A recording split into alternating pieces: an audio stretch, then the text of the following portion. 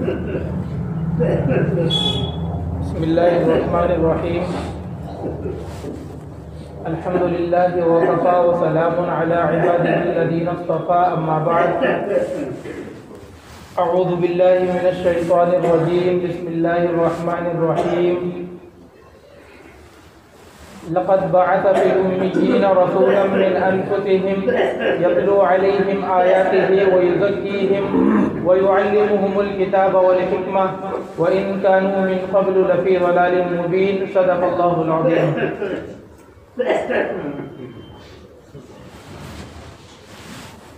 محترم حضرات اور معزز سامعین،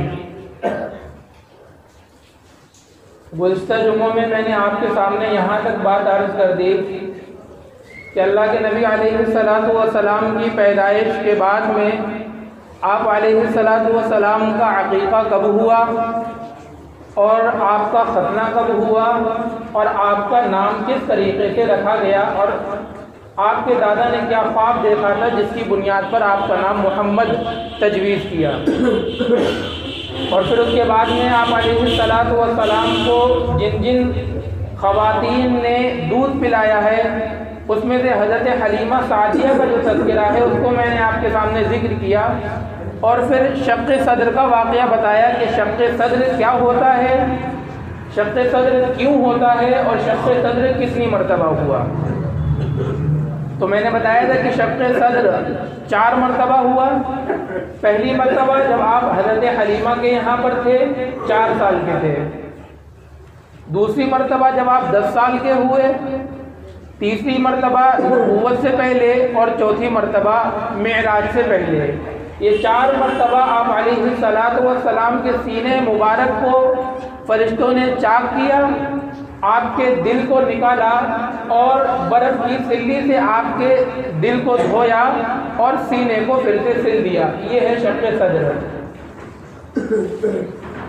تو جب پہلی مرتبہ شق صدر ہوا، جیسا کہ میں نے بتایا تھا کہ آپ علیہ السلام اپنے رضاعی بھائی بہنوں کے ساتھ میں بکریاں چرانے کو گئے ہوئے تھے. آپ کی عمر مبارک 4 سال کی تھی. حضرت حلیمہ نے آپ کو منع کیا تھا کہ آپ نہ جایا کریں، لیکن آپ نے یہ جواب دیا کہ میرے بھائی بہن جاتے ہیں تو میں بھی ان کے ساتھ میں جایا کروں گا. تو آپ بکریوں کو چرا رہے تھے کہ اتنے ہی میں حضرت جبرائیل اور حضرت میکائیل علیہ السلام آئے، اور آنے کے بعد میں آپ کے سینے مبارک کو چاک کیا اور پھر وہ پورا واقعہ ہوا اور سل کر کے چلے گئے. حضرت حلیمہ سعدیہ جب آئیں تو آپ کو حیران اور پریشان دیکھ کر کہ کہیں ان کو تکلیف نہ پہنچ جائے اور اس کو کچھ ہو نہ جائے، فوراً آپ علیہ السلام کو مکہ آپ کی ماں حضرت آمنہ کے پاس میں لے آئیں. حضرت حلیمہ بہت حیران اور بہت پریشان تھی یہ کیا ہوا، لیکن جب حضرت آمنہ کو انہوں نے آ کر کے بتایا کہ ایسا واقعہ پیش ہوا تو حضرت آمنہ ذرہ برابر بھی حیران نہیں ہوئی اور نہ پریشان ہوئی، بلکہ الٹا حضرت حلیمہ کو انہوں نے تسلی دی کہ تم پریشان نہ ہو، میرے اس بچے کی شان بہت بلند ہوگی. کیونکہ حضرت آمنہ نے ولادت کے وقت میں اور ولادت سے پہلے حمل کے وقت میں جو تمام واقعات دیکھے تھے، حضرت آمنہ کہتی ہیں کہ جب اللہ کے نبی علیہ السلام میرے پیٹ کے اندر تھے تو عام طریقے پر لوگوں کو اور عورتوں کو جو بوجھ محسوس ہوتا ہے مجھے وہ کبھی بوجھ محسوس نہیں ہوا. میں کوئی کام کرنے جاتی تھی تو کام آسانی سے ہو جایا کرتا تھا. جب ولادت کا نمبر آیا تو حضرت آمنہ کہتی ہے ولادت کے وقت میں جو عورتوں کو تکلیف ہوا کرتی ہے وہ تکلیف بھی مجھے نہیں ہوئی، اور ولادت کے وقت میں خود حضرت آمنہ نے نور دیکھا اور شام کے تمام محلات دیکھے اور وہ تمام واقعات ہوئے جس کا میں نے آپ کے سامنے تذکرہ کیا. تو ان تمام واقعات کو دیکھتے ہوئے حضرت آمنہ نے کہا حضرت حلیمہ سے کہ تم پریشان نہ ہو اور شیطان اس کے ارد گرد بھی نہیں گھوم سکتا، میرے اس بچے کی شان بہت بلند ہوگی. حضرت آمنہ نے یہ جواب دیا حضرت حلیمہ کو. چنانچہ حضرت حلیمہ چلی گئیں اور آپ علیہ السلام پھر اپنی ماں حضرت آمنہ کے پاس میں رہنے لگے. 2 سال آپ اپنی ماں کے پاس میں رہے. اس کے بعد میں حضرت آمنہ اور ایک باندھی آپ کی ام ایمن جو آپ کے دادا کی تھی، دادا نے آپ کے والد حضرت عبداللہ کو دی، اور جب حضرت عبداللہ کا انتقال ہوا تو یہ باندھی ام ایمن اللہ کے نبی علیہ السلام کو میراث میں ملی۔ یہی باندھی جو تھی آپ علیہ السلام کو نہلاتی تھی، آپ کو کھانا کھلاتی تھی، آپ کے کپڑے بدلواتی تھی، اور یہی آپ کی خدمت کیا کرتی تھی۔ تو یہ باندھی ام ایمن اور حضرت آمنہ اور اللہ کے نبی علیہ السلام، یہ تینوں حضرات مدینہ منورہ چلے گئے۔ حضرت آمنہ اپنے مائکے میں چلی گئیں اور 1 مہینے وہاں پر رہیں۔ جب وہاں سے واپس آئیں تو راستے میں اللہ کے نبی علیہ السلام کی والدہ کا انتقال ہو گیا، اور حضرت آمنہ کو وہیں پر ایک مقام ہے ابوا نامی، اس مقام کے اندر ان کو دفن کر دیا گیا۔ پھر یہی باندھی ام ایمن اللہ کے نبی علیہ السلام کو مکہ لے آئیں، اور مکہ میں لانے کے بعد میں آپ کے دادا حضرت عبد المطلب کے حوالے کر دیا۔ اور میں رک کے ایک بات آپ کو یہ بھی بتا دوں ام ایمن کے بارے میں کہ ام ایمن یہ اللہ کے نبی علیہ السلام کی باندھی ہیں۔ تو ام ایمن یہ نام جو رکھا جاتا ہے عام طور پر، یہ پورا اگر آپ کو نام رکھنا ہے تو پورا نام رکھیے ام ایمن، اور اگر آپ کو صرف سنگل نام رکھنا ہے تو ایمن نہیں رکھنا ہے، ایمن نام مرد کا ہے۔ اگر صرف آپ کو ایمن رکھنا ہے تو ایمن کی بجائے یمنا رکھیں، اور اگر پورا نام رکھنا ہے تو ام ایمن رکھیں۔ صرف ایمن نام رکھنا یہ مرد کا نام ہے، نام اگرچہ اچھا ہے۔ یہی ام ایمن تھی اللہ کے نبی علیہ السلام نے اپنے لے پالک لڑکے یعنی حضرت زید رضی اللہ تعالی عنہ کا نکاح ان سے کیا، حضرت ام ایمن سے، اور انہی سے اولاد ہوئی ہے جن کا نام ہے حضرت اسامہ بن زید رضی اللہ تعالی عنہما۔ تو حضرت ام ایمن نے اللہ کے نبی علیہ السلام کو لے جا کر کے آپ کے دادا کو دے دیا۔ آپ کے دادا نے پرورش کی، آپ کو شفقت سے پالا، اور اتنی محبت کرتے تھے کہ خانہ کعبہ کے سائق میں حضرت عبد المطلب کا ایک فرش بچھا کرتا تھا۔ اس فرش کے اوپر کسی کو بھی آنے کی اجازت نہیں ہوا کرتی تھی، یہاں تک کہ خود ان کے بچے بھی کنارے پر بیٹھا کرتے تھے۔ لیکن اللہ کے نبی علیہ السلام جب آتے تھے تو حضرت عبد المطلب منع کر دیتے تھے لوگوں کو کہ ان کو روکو مت، میرے اس بچے کی شان بہت ہی بلند ہوگی، ان کو آنے دو۔ چنانچہ آپ علیہ السلام اپنے دادا کے ساتھ میں اس فرش پر بیٹھا کرتے تھے۔ لیکن جب آپ 8 برس کے ہوئے تو آپ کے دادا بھی چل بسے، اور آخری وقت میں آپ کے دادا نے ابو طالب کو، چونکہ حضرت عبداللہ کے سگے بھائی تھے ابو طالب، آپ کے سگے چچا تھے ابو طالب کو ذمہ داری دی اور یہ کہا کہ انتہائی شفقت کے ساتھ میں اور انتہائی محبت کے ساتھ میں اس بچے کی پرورش کرنا۔ اب آپ اس میں نقطہ دیکھیے کہ اگر کوئی بچے کے اندر کمالات ہوتے ہیں یا اس کے کچھ اخلاقات بہت شریفانہ ہوتے ہیں تو لوگ عام طور پر یہ کہتے ہیں کہ اس کی ماں نے اس کو یہ سکھایا، یا اس کے باپ نے اس کو یہ سکھایا، یا اس کے استاد کا نتیجہ ہے۔ لیکن اللہ کے نبی علیہ السلام کو اللہ تعالیٰ نے یتیم پیدا کیا، اور پھر 6 برس کی عمر میں آپ کی والدہ کا بھی انتقال ہو گیا، اور پھر 8 برس کی عمر میں آپ کے دادا کا انتقال ہو گیا، اور کسی بھی استاد سے آپ نے سبق نہیں پڑھا، خود براہ راست اللہ تبارک و تعالیٰ نے آپ کی تربیت کی ہے۔ اور یہ صرف نبی اکرم صلی اللہ علیہ وسلم کا معجزہ نہیں بلکہ تمام انبیاء کا یہ حالات ہیں۔ آپ حضرت آدم کو دیکھیں، ان کی پرورش کسی ماں نے نہیں، کسی باپ نے نہیں، کسی استاد نے نہیں کی۔ حضرت نوح کو دیکھیں، حضرت موسیٰ کے کمالات، حضرت یحییٰ کے کمالات۔ انبیاء کو اللہ تبارک و تعالیٰ خود انتخاب کرتا ہے، خود پسند کرتا ہے، اور جب انتخاب اللہ کرتا ہے تو پرورش بھی اللہ تبارک و تعالیٰ کرتے ہیں۔ تو حضرت ابو طالب نے آپ کی پرورش کی اور انتہائی محبت کے ساتھ میں پرورش کی۔ ایک مرتبہ مکے کے اندر بہت زیادہ قحط پڑ گیا تو لوگ بتوں سے مانگنے جا رہے تھے، تو لوگوں کے دل میں یہ خیال پیدا ہوا کہ بانیان کعبہ حضرت ابراہیم علیہ السلام کی نسل میں حضرت ابو طالب موجود ہیں، جو بوڑھے ہیں اور خانہ کعبہ کے متولی بھی ہیں، ان کے پاس چلتے ہیں اور ان سے دعا کرواتے ہیں۔ تو حضرت ابو طالب کے پاس میں آئے اور آ کر کے لوگ کہنے لگے ابو طالب اتنا زبردست قحط پڑا ہوا ہے کہ کھانے کے لیے کچھ نہیں، پینے کے لیے کچھ نہیں، ساری زمین چٹیل ہو چکی ہے، آپ اللہ تبارک و تعالیٰ سے دعا کریں کہ اللہ تعالیٰ باران رحمت نازل فرمائے۔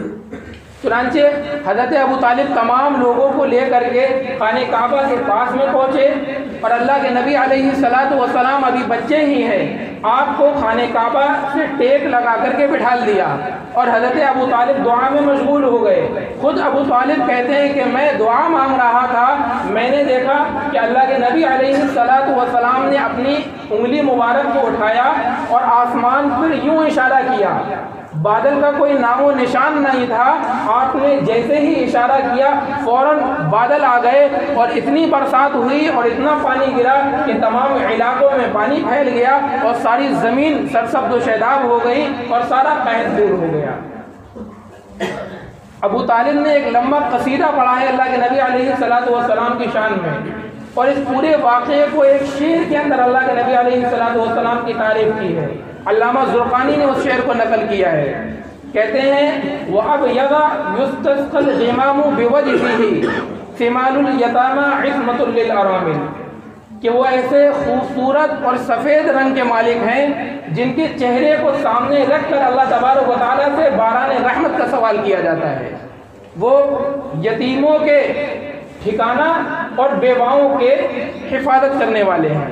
حضرت ابو طالب نے آپ کی شان میں جو قصیدہ کہا، اس واقعے کو انہوں نے اس شعر کے اندر بیان کیا ہے، وَأَبْيَضَ يُسْتَسْقَى الْغِمَامُ بِوَجْهِهِ ثِمَالُ الْيَتَامَى عِصْمَةٌ لِلْأَرَامِلِ۔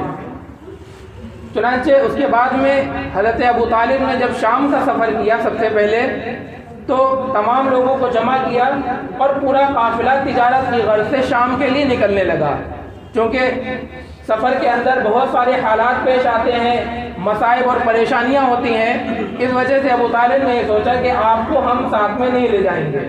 لیکن جب قافلہ روانہ ہو گیا، عین روانگی کے وقت میں ابو طالب کہتے ہیں کہ میں نے آپ علیہ الصلوۃ والسلام کے چہرے کو دیکھا، آپ کے چہرے کے اوپر مایوسی طاری تھی، تو ابو طالب کہتے ہیں کہ میں نے آپ کی اس مایوسی کو دیکھ کر فوراً اپنے ساتھ میں لے لیا اور میں نے آپ کو سفر میں لے گیا۔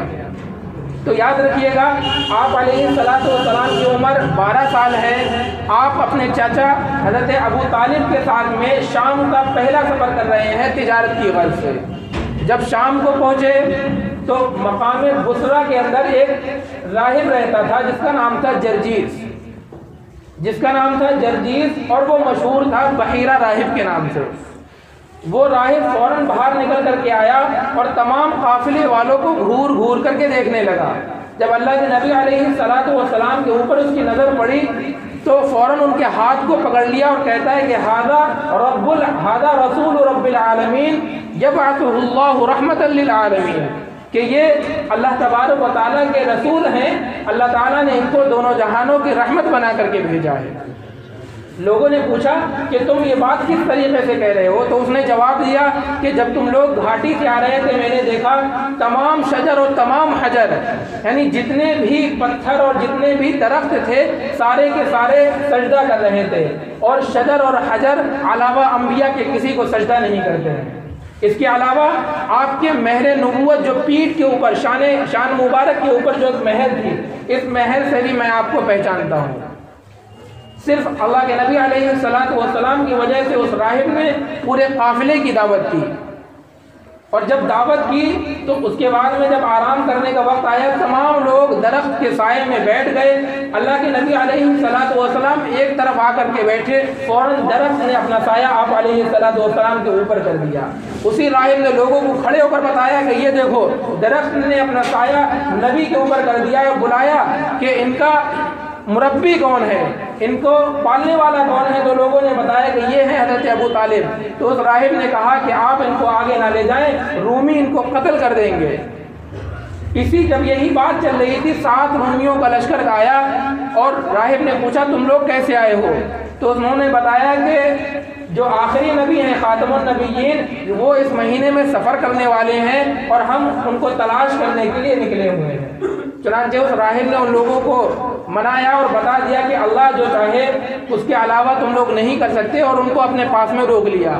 اور حضرت ابو طالب سے یہ کہا کہ ان کو یہاں سے اپنے مقام پہ لے جائیں، آگے نہ جانے دیں۔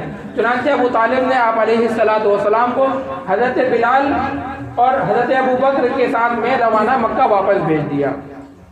حضور اکرم صلی اللہ علیہ وسلم کا یہ پہلا سفر تھا جو 12 سال کی عمر میں اپنے چچا حضرت ابو طالب کے ساتھ میں ہوا۔ جب یہ تمام واقعات کی خبر اور آپ علیہ السلام کی تجارت کی خبر اور آپ کے صدیق ہونا اور آپ کے امین ہونے کی خبر حضرت خدیجہ رضی اللہ تعالی عنہ کو ملی تو حضرت خدیجہ ایسی ایک عورت تھی کہ پورے بنو ہاشم کا مال تجارت ایک طرف اور حضرت خدیجہ کا مال تجارت ایک طرف، اتنا ان کا سامان ہوا کرتا تھا۔ حضرت خدیجہ نے اپنے غلام میسرہ کو بھیج کر آپ کے پاس میں یہ پیغام بھیجا کہ آپ میرے مال کو لے جا کر کے تجارت کریں، میں آپ کو اس سے دگنا نفع دوں گی۔ چنانچہ آپ حضرت خدیجہ کے مال تجارت کو لے گئے اور یہ دوسری مرتبہ 25 سال کی آپ کی عمر ہے، دوسری مرتبہ آپ کا شام کا سفر ہوا۔ شام کے سفر اللہ کے نبی کے 2 مرتبہ ہوئے، پہلی مرتبہ 12 سال کی عمر میں اپنے چچا کے ساتھ میں اور دوسری مرتبہ 25 سال کی عمر میں حضرت خدیجہ کے غلام میسرہ کے ساتھ میں۔ وہاں پر میسرہ نے جو آپ کے کمالات دیکھے وہ تمام کمالات آ کر حضرت خدیجہ کو بتائے اور حضرت خدیجہ کو اس تجارت سے ڈبل نفع ہوا۔